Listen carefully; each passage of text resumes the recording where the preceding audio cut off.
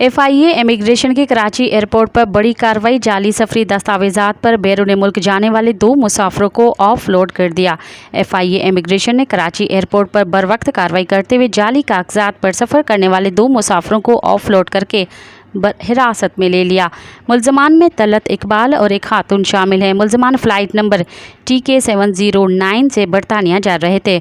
मुल्ज़मान के पासपोर्ट्स पर बरतानिया के जाली एम्प्लॉयमेंट वीज़े लगे हुए थे। इब्तदाई तफ्तीश के मुताबिक मुल्ज़मान ने एजेंट से 1200 पाउंड फ़ी कर्ज़ के एवज़ मज़कूरा वीज़े हासिल किए। मुल्ज़मान ने मज़कूरा वीज़े लाहौर के एजेंट से हासिल किए। एजेंट ने 2400 पाउंड मुख्तलिफ बैंक अकाउंट्स में वसूल किए। बाद अज़ा मुल्ज़मान को मज़ीद कानूनी कार्रवाई के लिए anti human trafficking circle Karachi मुंतकिल कर दिया गया, जहां उनसे मज़ीद तफ्तीश जारी है। मज़ीद ख़बरन ऐं तफ़सीलात लाइ विज़िट कयो असांजी वेबसाइट www.awamiNewsHD.com ऐं ॾिसंदा रहो अवामी न्यूज़ HD।